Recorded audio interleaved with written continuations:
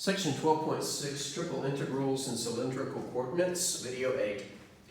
In the previous video, we set up this triple integral in cylindrical coordinates to find the volume of the solid that lies between this cylinder, x squared plus y squared equals 1, and the sphere, x squared plus y squared plus z squared equals 4.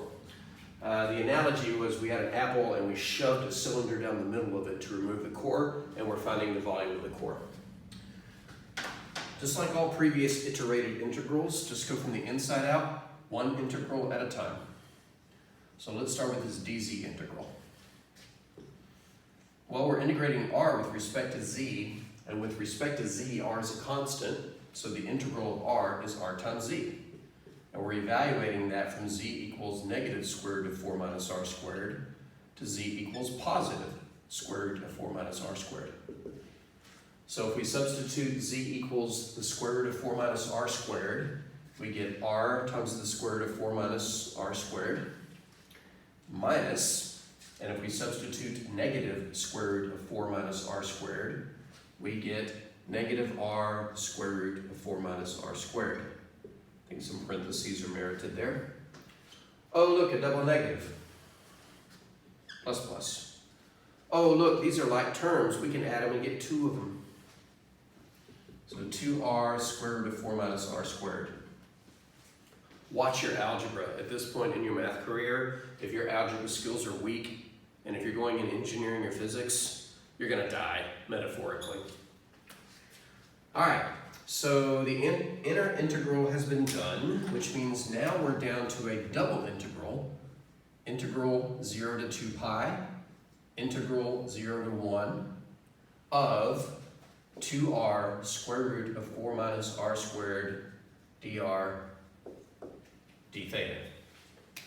So now let's focus on the next integral, which is a calculus 1 integral. Why? It's a substitution problem. I'm going to go through the substitution motions. In previous videos, I just kind of danced around them and waved my hands and said, if we do it, this is what will happen. But I want to show you why having a square root with a squared variable under it can set up an integral that is sometimes impossible. In this case, it's not. If we did a substitution here, we could say u equals 4 minus r squared. And then du would be negative 2r dr. We couldn't do the substitution if there wasn't the extra r available to make the du package. Luckily, there is. This is the problem that you run into most of the time when you try to integrate something like the square root of x squared plus y squared. When you do a substitution, there's usually not enough stuff on the outside to compensate for the du, and no amount of shenanigans will make it magically work.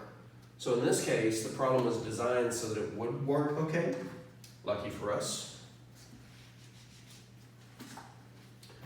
All right, so if we pull off the substitution, what I call the du package needs a negative 2r dr. We have the dr, we have the 2r, but we don't have the negative. So we're going to need to drop a negative in there and balance it with a negative on the outside. So the integral will transform into negative integral r equals 0 to r equals 1 of the square root of u, and then everything underlined here becomes the du. And if you notice, I did write r equals on the limits of integration to remind myself that those are values we substitute for r, not values that we substitute for u. And don't forget the negative we had to introduce in order to balance the du package. All right, so pretty standard rules here. We change the square root of u to a 1/2 power. Add 1 to the power to get 3/2. Divide by the new power, which is the same as multiplying by its reciprocal, to get 2/3. Don't lose the negative. This is being evaluated from r equals 0 to r equals 1. I'm getting a little concerned about the negative, but let's just keep pushing it forward and see what happens. If we substitute 1, we get negative 2/3. And if we substitute 0, we get 0. So now we've got r equals negative 2/3. Excuse me, now we've got a value of negative 2/3. Oh my gosh! I just did what I said not to do a moment ago. I can't substitute 1 here or 0 here. This is a u. Those are r's. But the thing that kind of made me wonder is, I know how this is going to finish. I'm going to integrate this with respect to theta by sticking a theta on it. I'm going to substitute these values. My answer will be negative, and volumes aren't negative. So luckily there was something in place to make me go, something's going wrong here. This wasn't supposed to be a negative number and give me a negative volume. The thing that went wrong is, when you do a substitution in a definite integral or an indefinite integral, don't forget to undo it. I have to replace the u with what it was representing. And the radius wasn't going from 0 to 1, was it? It was going from 0 to 1. If I change the u back, I get negative 2/3 times 4 minus r squared to the 3/2 power, and that is in terms of r. R is going from 0 to 1. I gotta substitute both of them this time. If I substitute 1, I get negative 2/3. 4 minus 1 squared is 3 to the 3/2 power, minus negative 2/3. Substitute 0, 4 minus 0 squared is 4 to the 2/3 power. This is just a constant, but I need to clean it up some. And that's not a 2/3 power, it's a 3/2 power. 3/2 power means square root and third power. Double negative becomes a plus, let's go ahead and clean that up. The square root of 4 is 2. 2 to the third power is 8. 8 times 2/3 is 16/3. And again, I already did the double negative into a plus. Now for the 3 to the 3/2 power, I can't take the square root of 3, but there is something I can do. I'm going to draw what I call a thought cloud. When you do 3 to the 3/2 power, that's not a good red marker. When you do 3 to the 3/2 power, you can think of it as 3 to the 1.5 power, which is 3 to the 1 plus 1/2 power, which is 3 to the first times 3 to the 1/2. So it's equal to 3 times the square root of 3.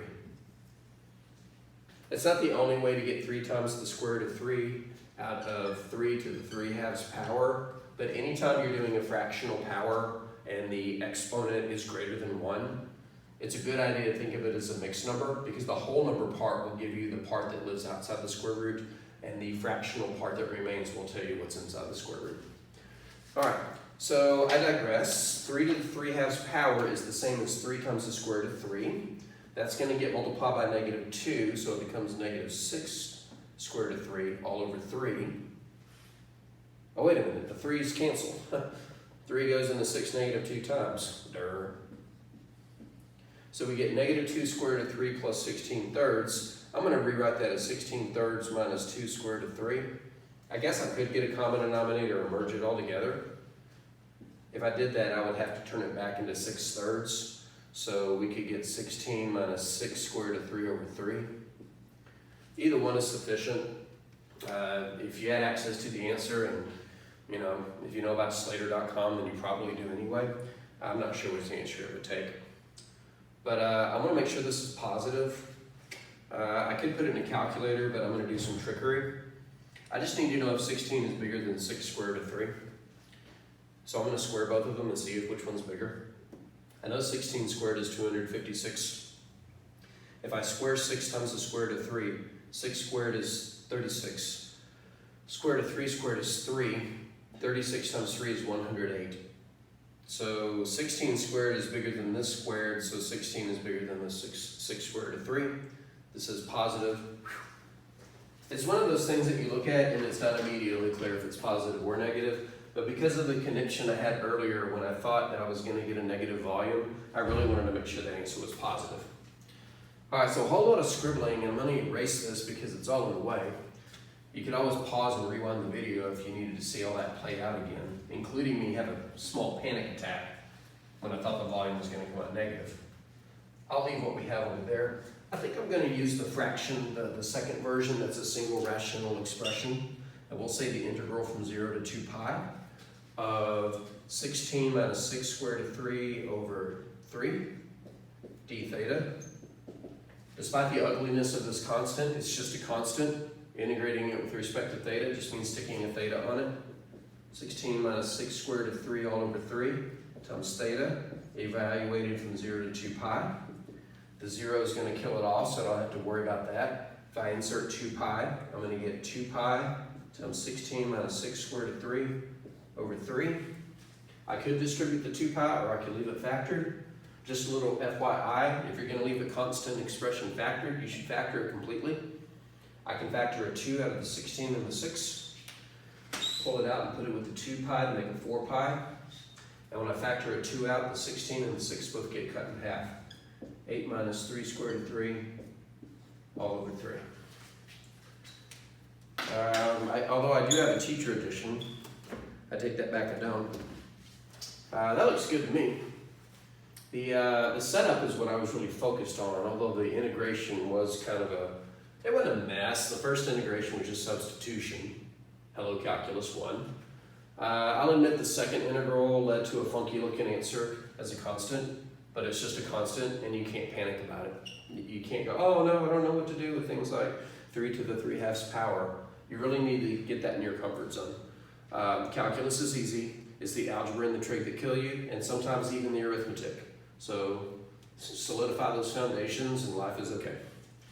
All right, well, I hope these videos have been instructional and help you out. I do plan on making more videos for Mr. Walker in the future, so keep an eye out for them.